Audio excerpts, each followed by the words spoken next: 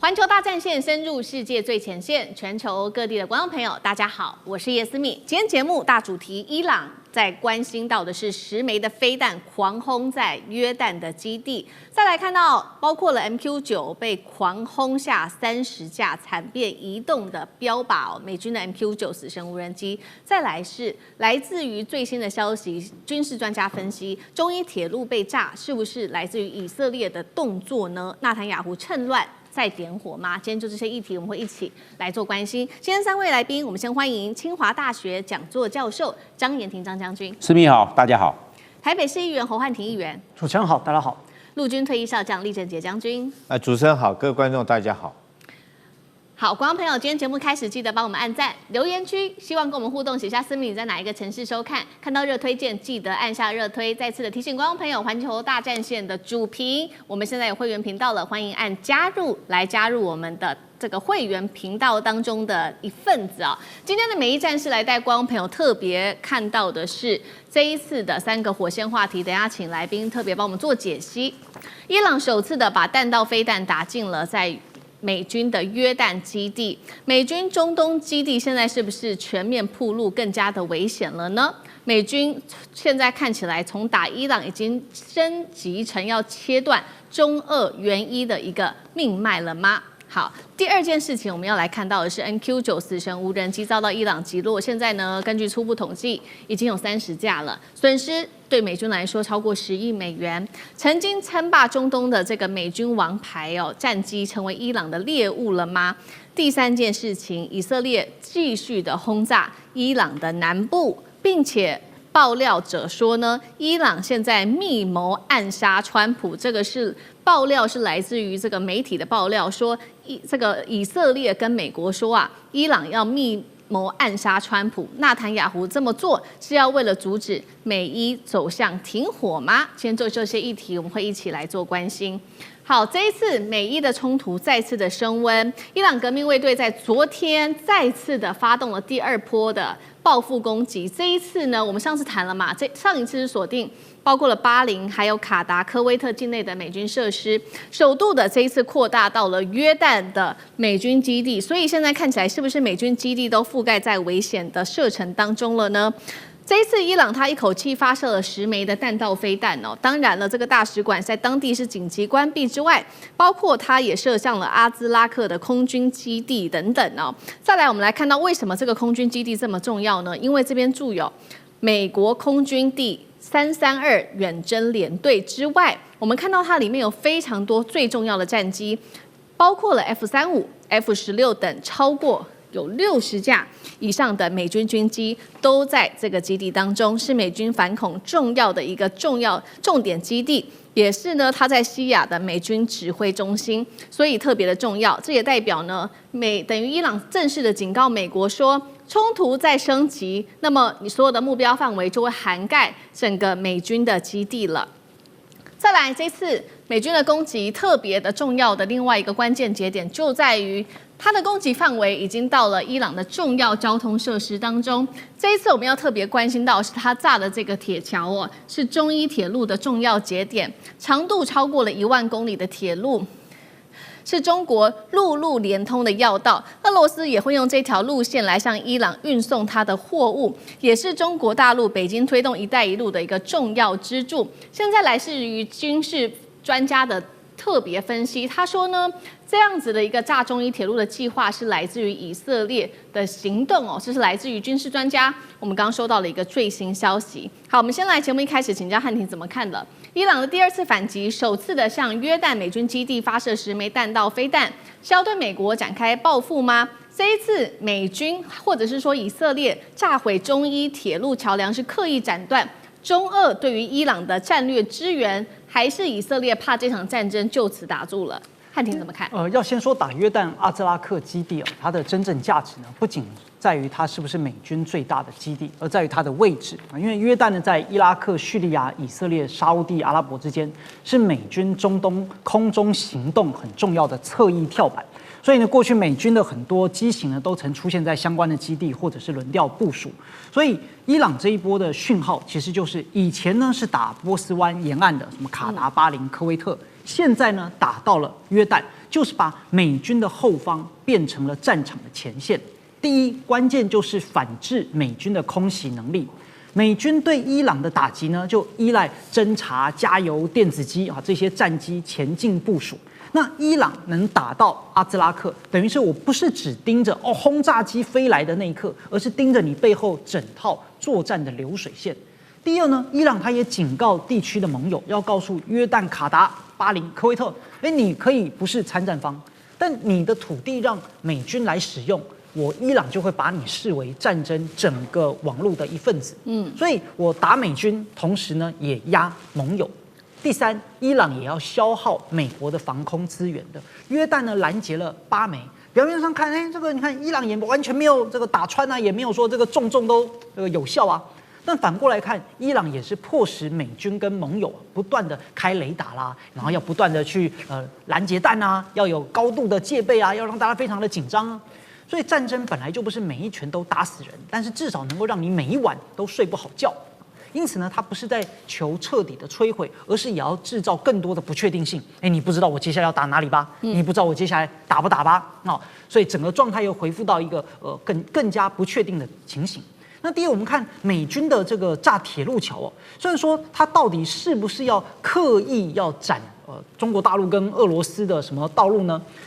目前没有明确的直接证明，这个只有大家的推论。但毕竟最后所呈现出来的效果是这个样子，它到底是不是以此为目的不知道，但是呢，大家来看结果上好像是这样。毕竟目前这一条铁路桥它第一个它本来是战略的补给线，因为伊朗就受到海上的封锁跟空袭压力，它的道路交通本来就非常重要，所以从中亚里海方向进入伊朗的通道呢，那当然会承载很多可能军民两用的物资嘛。而第二，这也是中俄伊连线的象征节点，所以美国如果不能够完全来阻止大陆跟俄罗斯在外交上支持伊朗，它可能就透过军事上的方式，桥一段会至少让你的效率下降，转运变慢，对美国来说也是釜底抽薪。好，那另外一方面，我们刚刚也看到了嘛，这个 MQ9死神无人机对于美军来说非常重要，它是中东反恐战场上面的空中利器哦。不过呢，从2月份美伊战争开打到现在，竟然已经被击落至少30架，对美军来说真的是付出了一个沉重的代价哦，损失金额超过了10亿美元。当然了，所以呢，五角大厦已经开始思考了，说，干脆以后我们不要买这么昂贵的武器了，这么高端的武器了，以后买这种低成本、大量而且可以快速消耗的新型无人机好了。刚刚同一个问题，张将军又怎么看？另外来关心到 MQ9的部分，对于美军来说，是不是现在已经变成了伊朗的一个标靶了？张将军怎么看 ？MQ9B 它这个功能蛮多的，它可以这个挂在这个电子光学相机，也可以在夜间出任务的时候可以挂 IR 的这个我们讲的红外线，红外线感测器。另外一个，在如果云层比较厚或能见度并不好的状况下，或者特定任务，它可以挂合成孔径雷达，就是雷达照相，它可以，它多功能。所以那飞机是飞机的钱它不要忘了，它装备的钱是另外一个钱。所以你刚才讲的那个钱还要更多，因为它挂的是装备，那装备有的时候那个有价值不菲。那它的好处是个多功能，它也可以飞得久，它最远可以来回的话，总共的里程可以飞到将近9000公里，所以它是一个非常好的空中侦察的装备。但是它有缺点，它的缺点就是它速度慢。你看它这个将近4公吨，它如果加满油，如果加挂载的话，甚至可以到5公吨。它就一个螺旋桨，涡轮螺旋桨。这涡轮桨拖着那么重的东西，它能够飞多高？大概它的执行任务的高度大概就是5000公尺到8000公尺。它最大的升性也只能到12000公尺，所以高度不高。那你要侦察高度不高，你高度不高，你就要抵近一点。因为你高度高，你可以远一点看。你高度低的话，你就近一点看。那刚好就是这个伊朗的地对空飞弹的射程之内，而且它的速度慢，这种它又不会有空战动作，那你这样的话很容易被地对空的飞弹，哪怕是中程地对空，甚至短程的地对空，都会对 MQ9B 形成威胁。而且MQ9它不逆中，所有都普勒雷达都看得到它，它又慢又不逆中，这就是它的缺点。那就被这个伊朗可以这个预化它的整个 MQ9B 的任务的飞行线，在那个地方埋伏几个点做拦截狙杀，所以 MQ9B 它就很容易就被击中。那它的这个电战装备好不好？我认为它可能有的时候电战装备只是一般的这个电子反制装备，并不是一种高端的电子反制装备。为什么？因为它只是侦察机，它上面又没有人在人控制，人只是远端操控，所以它的这种反应力是比较慢的。那就很容易被狙杀。所以在这一次的美国跟伊朗战争中，美国算是损失最多的空中装备就是 MQ9B。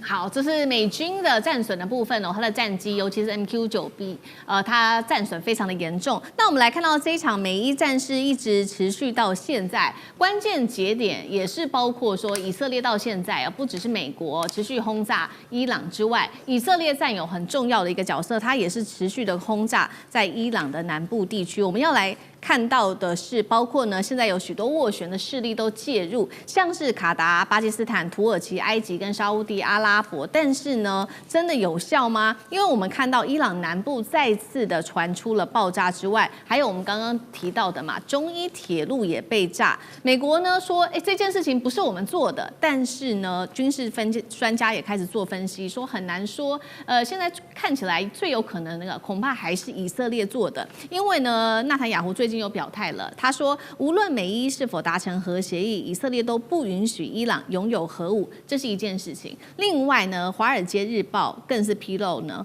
以色列最近跟美国爆料，他说伊朗正在策划要暗杀川普。没有想到川普现在看起来是真的怕了川普对外喊话说，确实他们想要除掉美国领导人。到目前为止，我算是有一点幸运，但是川普也说了，我不知道我这个运气可以维持多久，可以持续多久？请教厉将军怎么看？目前纳坦雅胡是想要刻意的引燃战火吗？就是这个中伊铁路被炸跟以色列到底有没有直接的关系？第二件事情就是说，以色列是不是希望在这背后美伊战事继续的推波助澜？那厉将军怎么看？我们知道这次川普在这个安卡拉的北约峰会里面2次的失言第一次失言，他是将日本说成伊斯兰日本共和国；第二次失言，他是将泽伦斯基说成普丁那大家可能把它当作一个八卦来看，可是我觉得川普这个时候可能他完全心不在焉，甚至于六神无主，所以才会犯下这么严重的失言。那他什么事情在让他六神无主，这个进退失据了？我觉得就是伊朗这场战争，他要脱身，他现在脱不了身。那有2个国家不让他脱身，一个国家叫伊朗，第2个国家叫以色列。那伊朗是用什么方法不让他脱身？就是说你现在来讲，在荷姆兹海峡这边你以后60天的目前来讲停战的60天之后来讲，那荷姆兹海峡的掌控权要在我伊朗的手上，你必须要按照我规划的航运路线来走，你不让我不按照我规划航运路线，这个北边的拉拉克岛来走的话，我就用无人机攻击你。那所以说，这个伊朗很明显，他要扩张他的战果，他要借着这个军事的行动来扩张他，来变成他60天之后谈判的一个成果，就是他获得荷姆兹海峡的掌控权。那另外一个国家不让他离开的就是以色列，以色列讲得很明白。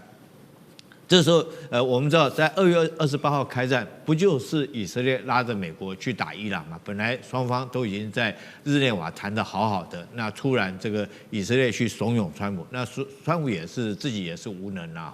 这个平常讲，他真的是判断错误，就跟着以色列去打伊朗，打完以后陷入这场战争的泥淖，到现在脱不了身。他现在很明显的要脱身，但是以色列这时候不让他脱身。我们讲这2天虽然说美国跟以色列互相打来打去，我用一种方式来形容就是大概就是你推我一下，我踢你一脚，跟小孩在打架一样，其实都在打皮毛，而没有真正伤筋动骨。那这次为什么说这中伊铁路被炸会引起国际的重视呢？因为这就不是这个互相你推我一下，我打你一下。我们看到美国跟伊朗彼此互相说，我打了80个目标，我打了几个目标。不过平常讲，那都不是很重要的目标，真的重要目标是中伊铁路。因为中伊铁路为什么重要？它是补给线。它是伊朗很重要一个补给线。打仗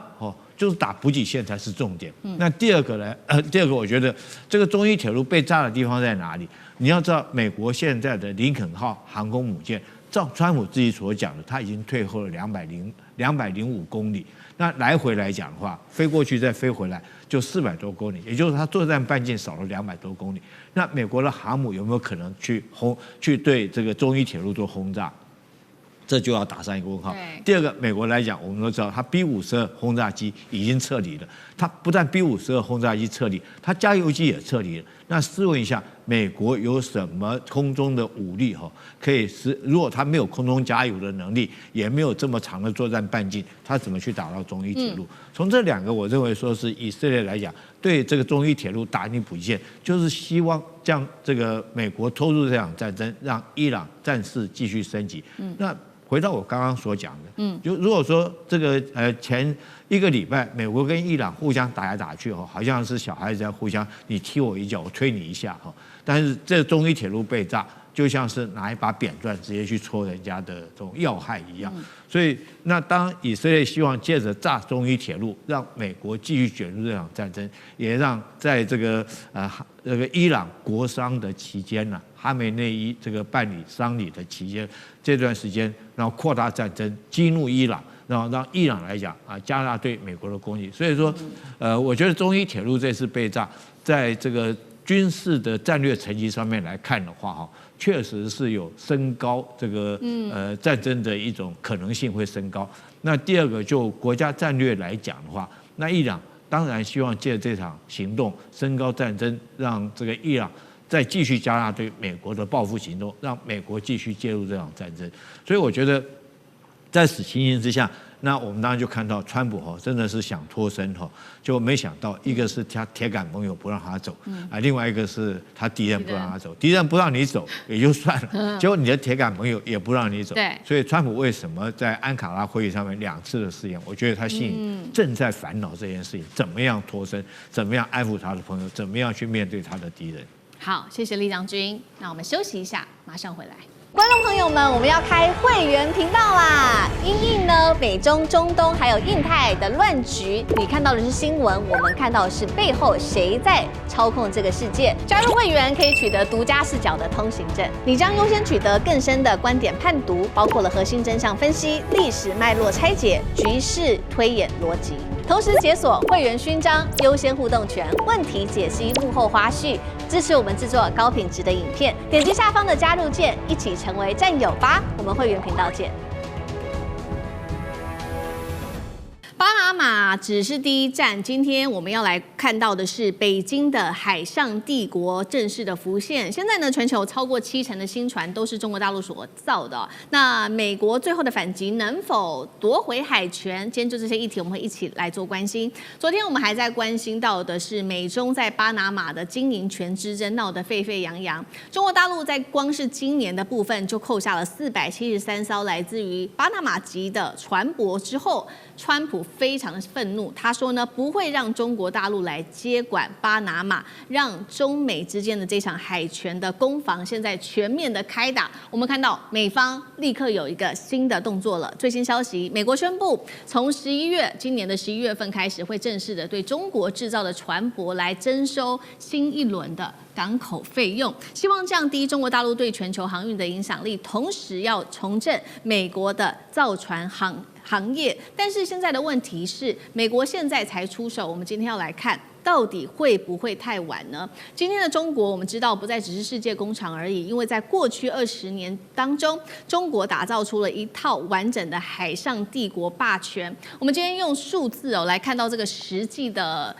支撑有哪一些数字？首先看到第一个。全球现在呢，这是最新的数据70%以上的新船订单都是由中国的船厂来做承接的，稳居世界第一。也是代表说，10艘新船当中有7艘都是中国大陆所建造的，就连包括了欧洲或者是日本这些美国的盟友甚至是美国不少的企业的船舶，全部都是中国制造。那么我们来看到货柜量，同样现在呢，全球10大货柜港，中国大陆就占了70%。袭，而且今年的这个港口货柜的吞吐量再创下了历史性的新高。再来，我们看到北京呢，其实它不只是自己打造船而已，它也把它的全球海运的港口透过投资、租赁跟经营权的方式往海外去布局。这当中包括了最近争议最大的，不管是巴拿马或是在秘鲁的前海港，中国大陆的这个建港口的范围还到了希腊、中东、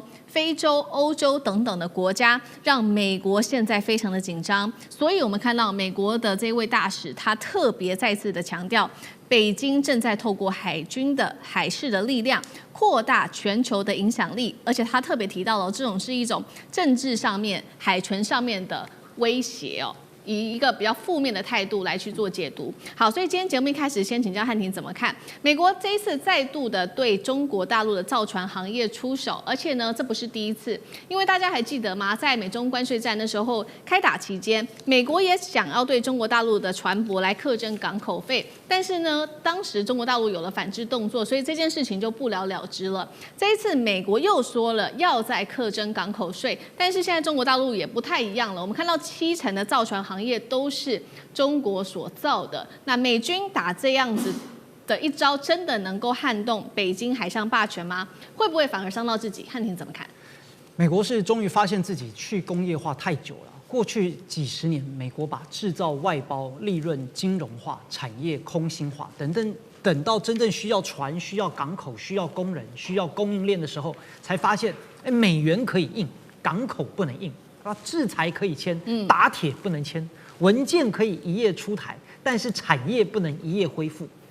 大陆制船很强，这是长期工业的累积啊。我增加能力搞建设，怎么在美国面前就变成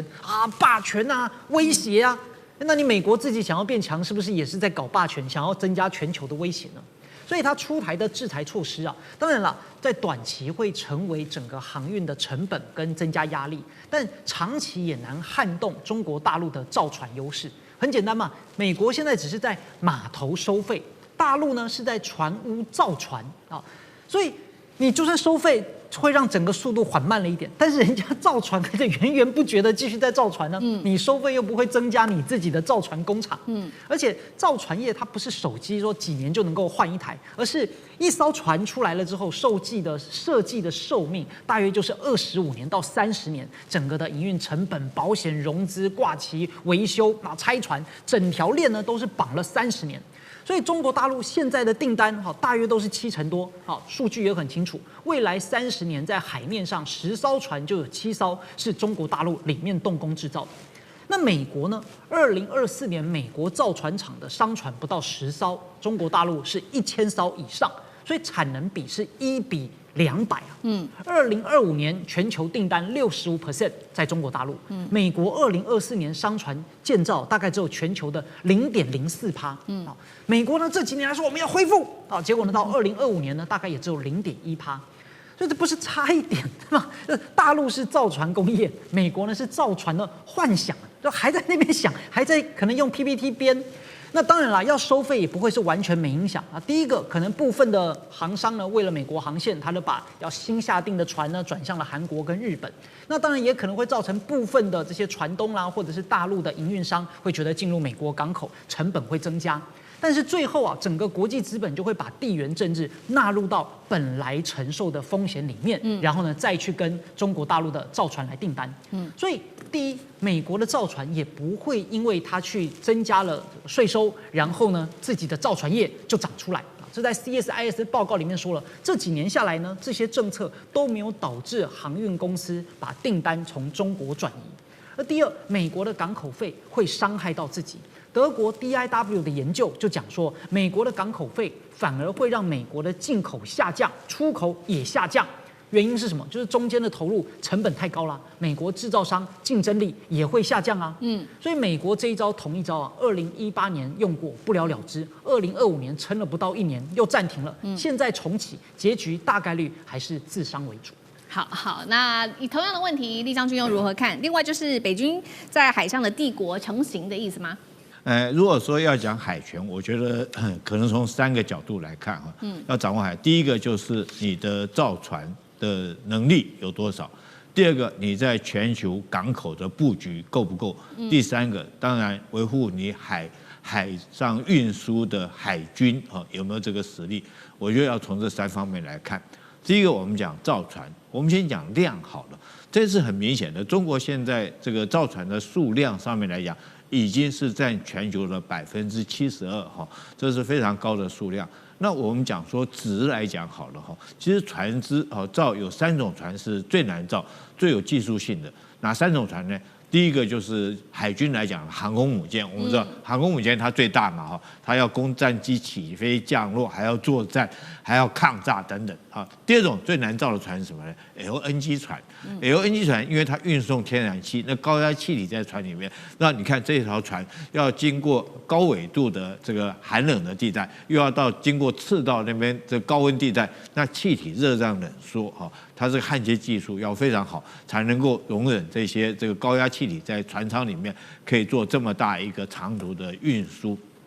第3种，你知道最难造的是什么船吗？我讲邮轮不是运油的油，而是这个旅游的游旅游的那种货轮，那种船是最难造。到现在为止，大概除了意大利但是中国这方面，我刚刚讲的，这不管是航空母舰、LNG 船，还有这个游玩的那个游轮，中国也都造出来，因为里面的管线非常多，你要供这个上千人在这边旅游，吃喝拉撒睡还要玩，所以它的这种造船技术是很高的。但是现在中国这3种最难造，我们讲说造船业的3颗宝珠来讲的话，它都已经做出来了。那反观美国你不要说造船了，我觉得连拆船它都没办法。我不是求美国，我讲一个确实的一个实例跟各位讲。美国第1艘核子动力的航空母舰叫企业号，它在2017年就除役了，除役以后停在那个港口船坞里面拆船，拆到现在10年了还没拆完只有将核子反应堆拆掉。那为什么美国从拆船你就可以知道，它造船更不用讲，因为它没有工人嘛，这个没有技术工嘛。有时候你不要看船只，光你这个造船来讲，光一个钢板的焊接工，他都必须要专业，因为他那个船只的钢板跟我们一般这个钢板焊接是不一样的。那你没有这种专业的工人，你当然拆不了，那你更不要说造得好。第二个，我们讲港口，现在中国譬如说它在全球各地当然有一些港口它是用投资的就像是前海港，对不对？那有时候有些是用租赁的也有很多是有经营权，像巴拿马运河、前海港事实上，除此之外，中国还有一些港口来讲，比如说我举几个简单的例子的港口，譬如说是这个柬埔寨的这种云壤基地这个缅甸的这种皎漂港。巴基斯坦的瓜达尔港这些都是中国已经跟他们之间已经采取合作，所以它有这些港口。那当然来讲到海军中国这个第3艘的航空母舰已经成军了，未来004也很快可以入列。除此之外，它有庞大的055，所以未来我当然现在在海军实力跟全球布局上面，当然距离美国还差一段。可是在这个商业的航运的运输能力、造船能力，还有港口的这种租赁、全球的布局来讲，我觉得中国是在这方面遥遥领先。那如果说美国到现在才发现说，这个我们要赶快急起直追，赶快要用一些死绊子的手段来阻止中国来讲变成全球的造船的霸主。比如说他现在讲的这个，你只要说是中国做的船到我美国来，我就增加你的港口费用。这些是很明显的，是使小辫子、你知道要绊倒中国。可是你到现在你才发现这件事情，你要使这个小辫子，我觉得就像是汉庭刚刚讲的，你最后伤的还是你自己嘛，因为你还是需要这些船不管是出口或进口，你还是需要这个船到你美国的港口。那你到你美国港口是不是就增加你的成本？因为你避不开中国制造的船只，你中国已经占70%几，全球造船量已经到70%几，你货物要进口，你再怎么样都避开不了中国的船只。那你用中国船只，你又增加港口费，最后只是增加进口商或者是出口商的成本而已。好，所以我们看到中美之间的这一场海上霸权之争，刚刚张军也特别帮我们看到，分成2块，有在军事上的霸权跟海上在经济上的霸权。那同一时间呢，这个美国啊，他现在也就是使出小绊子哦，去绊住中国大陆课征这个港口税。不过这时间点非常的有趣，就是落在11月，11月份又是什么样子的日子呢？是接下来川普接受习近平赴中访问的期间，所以等于说，川普一边要对中国大陆课征港口税，另外一方面又要去见习近平，而且呢，他最近对于习近平的态度又有所改变，讲得非常的好听。他说：“我是习近平的头号粉丝。”另外，他还批评这个中国崩溃论的代表人物张家敦，他说呢，他的看法是过度悲观的。到底美国现在对于中国大陆的态度，张将军怎么看？无论合作是一时的，但是竞争是永久的，因为美国是世界超级强权，他想要稳坐这第一把，然后那这样子跟中国大陆的崛起，那中国大陆崛起就会挑战美国的霸主地位，所以美国当然是要把中国大陆压下去啊，所以这个竞争是常态性的进行。那为什么那美国会有短暂性的妥协？短暂性的妥协这只是阶段性的任务。我们来看几个现象，第一个。美国那个经济依赖，美国的市场要依赖中国大陆了。现在你看农产品市场要卖给中国大陆了，波音市场要卖给中国大陆啊，牛肉市场也需要卖给中国大陆啊，都需要中国大陆广大的消费市场。美国能够疏忽吗？其他的国家是小量，小批量的市场对美国于事无补，它需要是大批量。全世界上谁有大批量的采购的能力？那中国大陆，那美国你需不需要这个市场？当然需要嘛。所以，那你要不要妥协？要不要合作？所以他当然要妥协。第二个，我认为是地缘战略的关系。你看看乌克兰战争，中国大陆有没有供应俄罗斯武器？乌克兰是全欧洲都给他，但是俄罗斯呢，他自己来啊。中国大陆有没有去支持？如果中国大陆支持俄罗斯的话，那这样子的话，乌克兰有得玩吗？就是这样子嘛。我都一样，你希望你克制，你不要支持那个我所支持的对象。美国是支持乌克兰嘛？美国不是一直卖武器给乌克兰吗？那同样，伊朗也是。那我在打伊朗的时候，你不要支持伊朗。那中国大陆有没有支持伊朗？真正的在台面上完全没有。武器有吗？飞弹有吗？就没有了嘛。美国要的就是要你中国大陆跟美国能够短暂的合作。那你要不要讲好话？就是说我川普是你的这个习近平的头一号粉丝，就是我啦，我川普啦，是这个意思嘛？就是希望讲好话嘛，就是这个意思。这地缘战略，从乌克兰战争，从伊朗战争，你可以窥出端倪。再来，我们来看的。就是美债，这个美债哦，从2014年开始啊，现在降到最低，现在到现在7月，2026年的7月啊，中国大陆持有的美债啊是6511亿美金。中国大陆现在，因为我一直在下降，我一直抛售，从1.2兆一直抛售到现在只剩6511亿美金。那个美债，那个中国大陆也要看美国态度啊，要不要继续抛售啊？那不好的时候抛售一点了，就不要一直在持下来。美国的黄金储备是全世界最多，8133公吨。你要知道8133公吨多少钱？就是6511亿美金。中国大陆美债我拿钱买你的黄金，美国黄金公克在那个它的国库里1盎司都没有了，全部买掉，刚好6511亿，就是这样。所以美国在这方面也是要中国大陆不要抛售。当然需要嘛。还有一个，我们讲最后一个补充，就是中国大陆制造业占全世界占比29%，美国只有10%，你就知道美国制造业的萎缩。那只要萎缩，他希望中国大陆在这一方面能够跟美国能够采取不要太竞争，能够有一点余地，有一点点让美国的制造业能够复苏，所以考量很多方面。好，谢谢张将军。那我们休息一下，马上回来。观众朋友们，我们要开会员频道啦！因应呢美中、中东还有印太的乱局，你看到的是新闻，我们看到的是背后谁在操控这个世界。加入会员可以取得独家视角的通行证，你将优先取得更深的观点判读，包括了核心真相分析、历史脉络拆解、局势推演逻辑。同时解锁会员勋章、优先互动权、问题解析、幕后花絮，支持我们制作高品质的影片。点击下方的加入键，一起成为战友吧！我们会员频道见。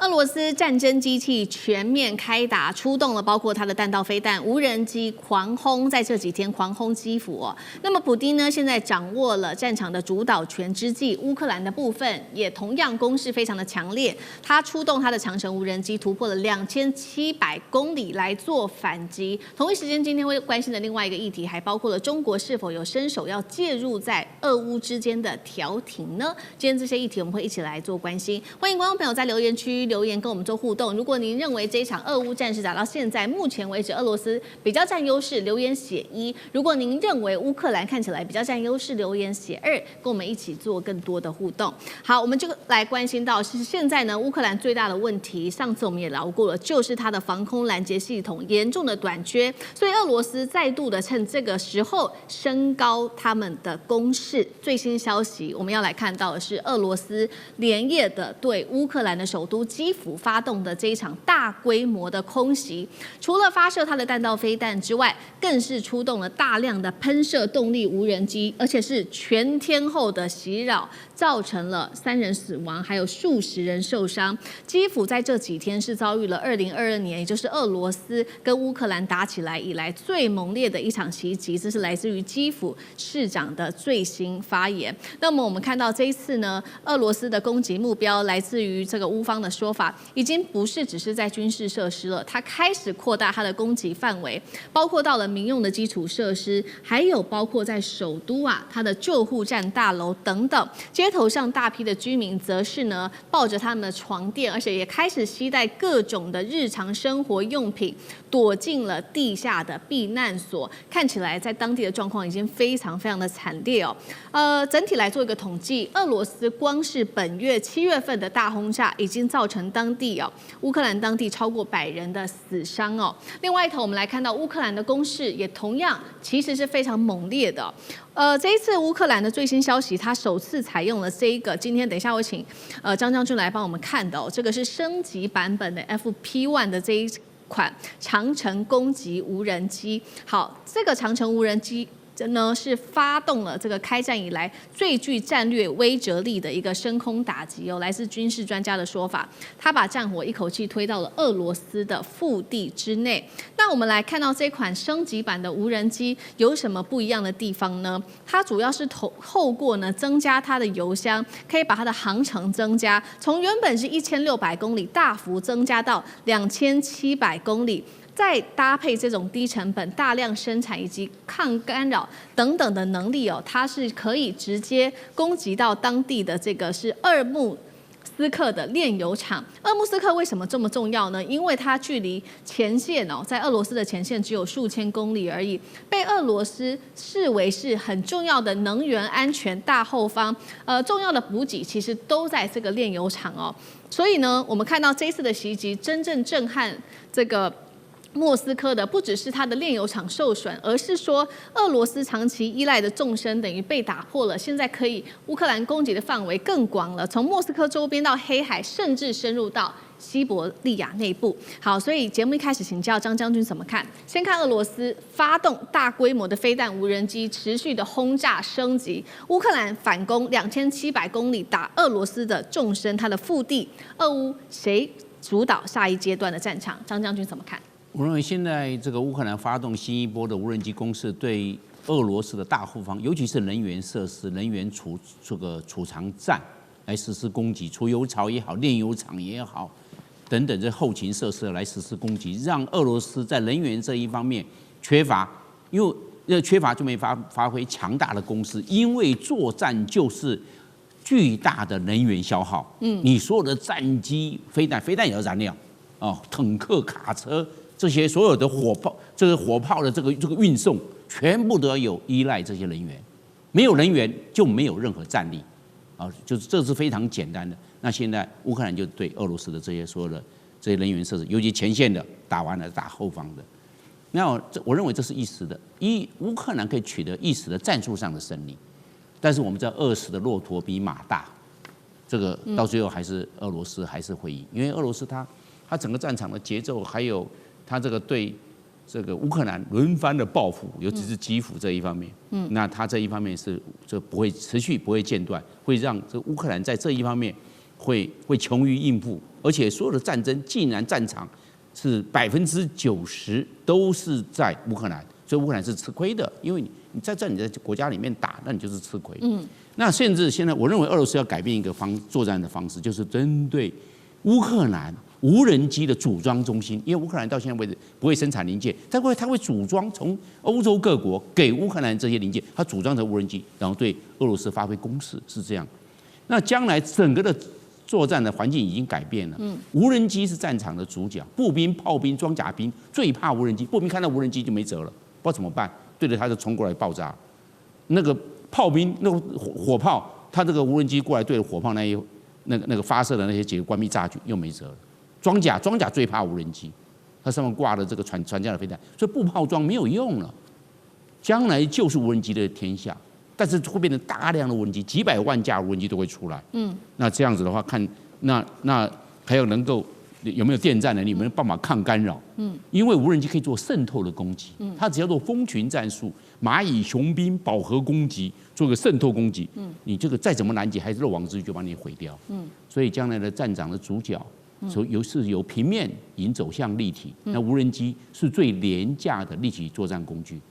好，谢谢张将军。那乌俄现在谁比较能掌握整体的战场？等一下也特别请厉将军来带我们看。那其实这场俄乌战争打到现在已经超过4年的时间了。现在有一个关注的点哦，因为我们觉得非常的特别，拿出来特别讨论。乌克兰的外交部证实一件事情，说外交部长这一位是瑟比加，收到了中国大陆的外交部长王毅的邀请哦，可以赴中去这个拜访。那么外界关注，难道中国大陆正式的要介入调停当中了吗？那乌方已经说了，已经向王毅来呼吁，中国应该要支持来推动停火，发挥更积极的一个角色。我们看到乌克兰在这个时候也提出了4大的停火条件。好，CG来看到第一个，要求美国提供具有法律约束的安全保障；第二个，在国际伙伴支持之下，直接派遣部队进驻到乌克兰，保护乌克兰；第三，加入欧盟；第四，要求国际社会提供持续的军事援助。先来看中国大陆它的态度到底是什么？难道经过这么久的时间，终于要介入调停了吗？那厉将军怎么看？我觉得对于俄乌战争啊，你不能光从一个外交动作或一个军事的战术行动，你就来这个做推论，而必须你整个包装起来一起看哈。怎么讲呢？我们都知道，其实军事行动一定是跟后续的政治动作有相关联的。那从我这件事情，我们特别从之前俄乌刚开始开战的时候，乌克兰泽伦斯基态度有多强硬了。那时候我记得第一时间在2022年双方一开战的时候，中国就是摆出一副劝和促谈的这种，希望双方能够坐下来用政治方式来解决，也提出很多具体的政治解决的一个建议。可是那时候泽伦斯基不理他坚持要打到底认为那时候泽伦斯基会有这种做法。就是他认为有美国当靠山，有北约当靠山甚至于这种整个中间过程之中，他还指责中国说你们提供了俄罗斯相关的军事援助但事实上，中国对俄罗斯你不能说是军事援助了，有一些是军民两用的器材譬如说是这个一些无人机，你是军民两用，那俄罗斯把它拿来做战场上的这种武器但是那时候泽伦斯基就这个来讲，一直在这个指责中国大陆，但是乌克兰自己从来没有考虑到说自己用的无人机也是很多的零附件，很多的晶片也是来自中国大陆，所以那时候泽伦斯基态度很强很硬。那为什么现在泽伦斯基愿意这个在跟中国大陆谈？我觉得从战场上面来看，第一个大概就在上个月这个乌克兰突然对俄罗斯发动了大举规模的无人机的攻击，然后也造成俄罗斯这个在能源方面很大的损害，包括它将近被毁掉1/3的炼油厂，包括到俄罗斯自己是产油大国，都要回头去跟日本买航空用油，跟这个印度在买油那这次来讲，我们刚刚讲的，它的这种 FP-1的这款无人机居然可以攻击到2700公里。2700公里是什么概念呢？美国的战斧巡弋导弹也不过是打2000公里，它攻击目标比这个美国战斧巡弋飞弹还要远。那如果说按照这种情形来讲的话，乌克兰在这个无人机的作战上面，我们看出来很明显的在这方面具有优势。那为什么这时候它具有优势，它反而要停下来，去中国，请中国出面来做劝和促谈？我觉得很明显的，他就想要借着这一波的攻势，来这个来达到他要求谈判的一个目的。我们都晓得，你在谈判桌上面你想要到的，你必须要在战场上面也必须要得到。所以泽伦斯基他是不是觉得说，借着这一波的这种无人机的攻势，他可以逼迫俄罗斯来接受谈判？但是我觉得这是不可能的事情，因为我们这时候看到普京已经说他已经夺取了这个库皮扬斯克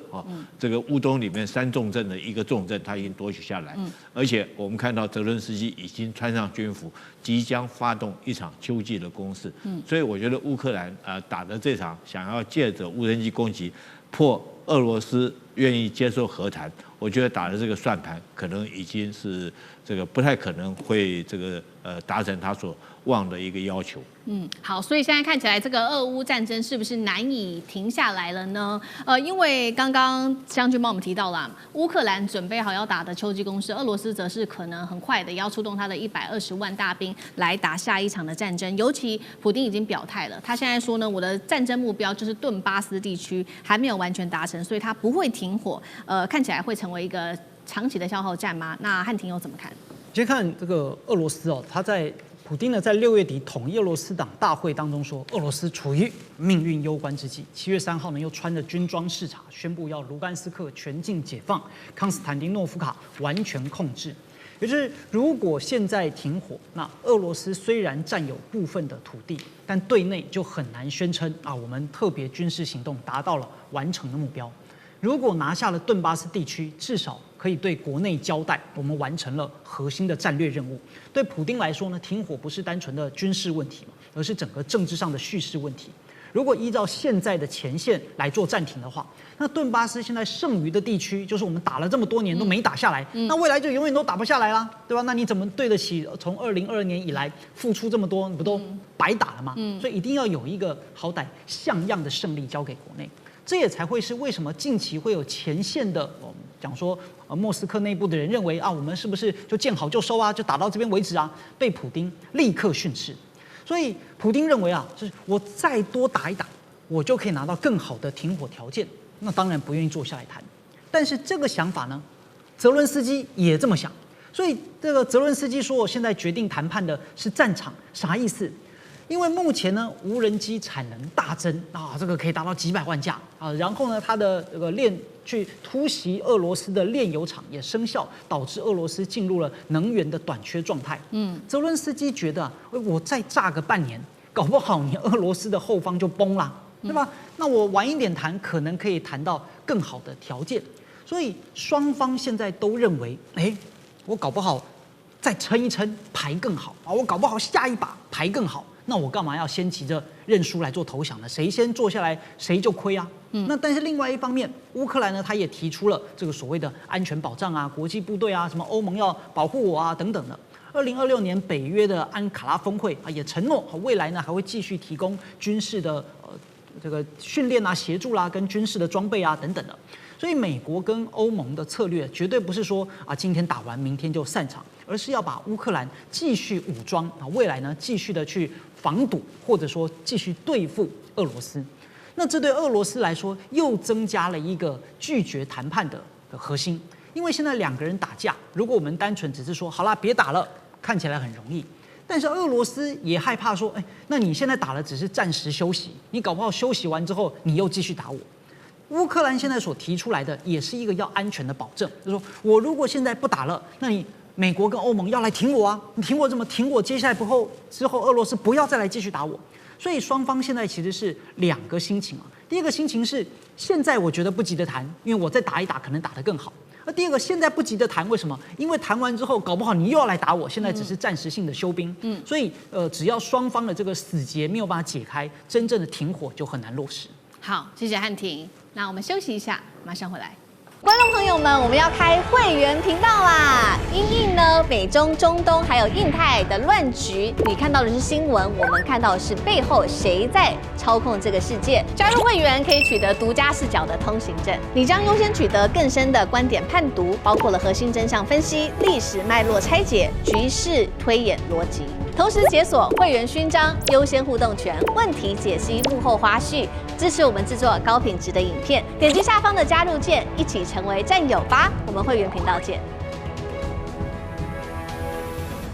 美国的期中选举，川普的部分已经确定输定了吗？川普准备要宣布的是国家进入紧急状态，这不是不可能。等一下我们回来一起做讨论哦。另外，战争推升了油价，通膨怪兽在美国也回来了。今天就这些议题会一起来做关心。美伊战事升级，美国自己的内部却爆出了另外一场危机，是川普更要紧张的，正在快速的引爆。因为呢，我们来看到最新消息，川普的这一位亲信，他是提克丁。公开主张，他说：“接下来不是很快就要期中选举了吗？年底的期中选举，他其实非常担心可能会失控，所以呢，他现在建议川普啊，你应该要考虑宣布，如果失控的话，宣布国家进入紧急状态，甚至由联邦政府来接管选举程序。大家有没有觉得有一些熟悉呢？由联邦政府来去接管这种选举程序哦，因为呢，上次挑战类似的选举程序的人，就是因为内乱首谋罪，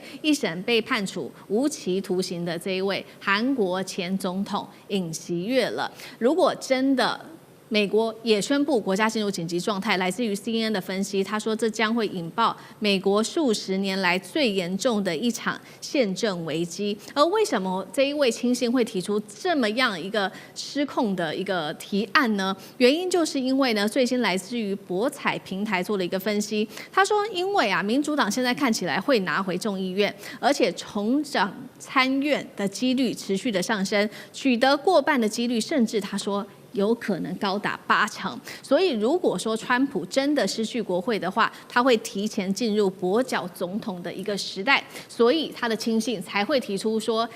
这个国家紧急状态来去接管选举的构想，是否我们可以解读代表共和党现在选群已经非常危急到恶劣成这样子了，所以他只好走上这一步吗？那汉庭怎么看？觉得非常厉害啊。这个有点像是期中考前1个月才发现说没读书，所以就开始琢磨着思考着能不能干脆把考场砸了来重考。那当然他还没有宣布，也没有正式来公告这个事情，目前他都只是媒体的报道或者是所谓亲信的建议方案，而是近期越来越多人开始谈。这条新闻呢，从2月就开始浮上台面，当时的《华盛顿邮报》啦、PBS 等媒体都有报道过，3月的时候也都有陆续报道。在比较早期的时候，大约3月份呢，川普还要正式否认说，我不会采纳这个方案版本。那第一个所以目前他更多是在测风向跟试水温。不过我们还是要先看，就是他到底是选情有多烂到就是要动用紧急状态。你看2、3月提那个时候还没有什么打伊朗的事情啊，对，所以当时就是搞这干嘛呢？可是现在来看，糟糕，好像不行了，就是因为发现选情对共和党越来越不利，尤其呢是在众议院当中，很可能完全被翻盘掉，变成是民主党占多数啊。原因很多，包含呢自己就不是多数的领先，那也有很多共和党的人呢，他是自己要退休了，不争取连任了，交接给新人就会比较的困难。所以这边看到说，不论是在什么博彩网上的变化啦，以及目前考量到各种的通货膨胀种种的因素，那美国川普政府没有办法拿出务实可靠的解决方案。本来认为说呢，让中东的战事休息，那至少油价就能够回稳，通膨呢也能够解决。但是现在看起来又打起来了，所以整个事情焦头烂额。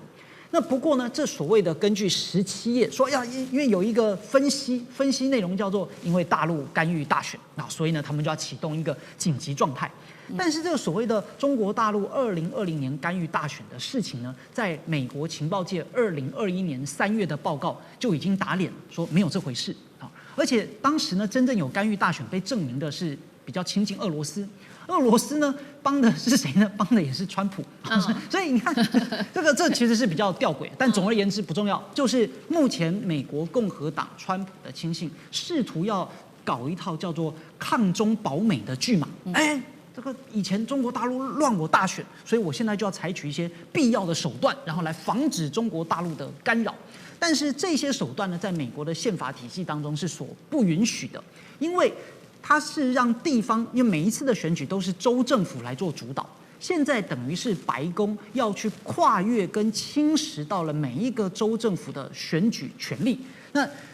你白宫顶多可以定一些那个象征性的，或者是一些比较空泛式的、规范形式的。但如果要很具体规范到什么限制投票权啊，然后实名的这些认证啊，那州政府这关很可能过不去。那再来呢，在真的要进入到诉讼当中，大法官连关税都打脸了，面临到这种选举的重大议题，当然更加不会同意。所以川普目前这张牌呢，只不过是暂时丢出来测测风向跟试试水温。好，所以我们看到是由川普的亲信来提出这样子的一个话，不是川普本人。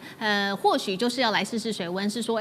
真的如果国会失控的话，或许我们是不是可以用这一招呢？那为什么他们会这么的担心这个期中选举对共和党不利？原因就是因为我们现在看到这个美伊战事持续的升温，而且川普还是在近期不断的对伊朗喊话说，你再打我，我就狂炸你等等的方式，非常的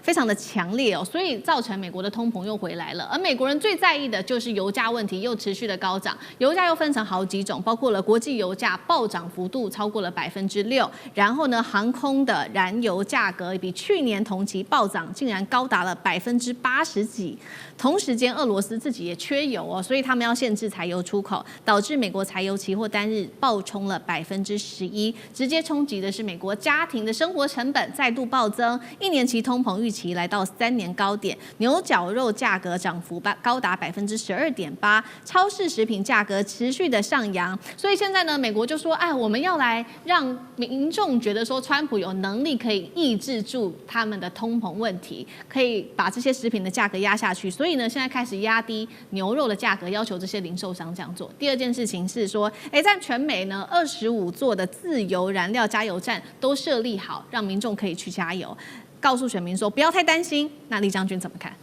其中这次美国的其中选举，当然对川普是非常重要的。如果说选举失败，他就变成一个跛脚的总统。但是你知道，这次的选举可以说川普自己一直在搬石头砸自己脚。首先，我们讲，如果依照行程来看的话，时程来看的话，美国川普这时候其实早在3月份的时候就应该展开的所谓复选的行程，但是我们看到他3月份在干什么？他在忙着跟伊朗吵架，这个打架，这个战争一直没有结束，对，他一直陷在战争的泥淖里面，他根本没有抽不出身来，去做这个在全国做复选，这是第一个，他败在这个地方。第二个，我们都知道，就美国其中选举来讲其实大部分的选民那有些比较年纪大的，他可能比较有意识形态，民主党或共和党。可是对于中间选民跟这个年轻人来讲的话，他们在意的只是自己的口袋里面的钞票够不够用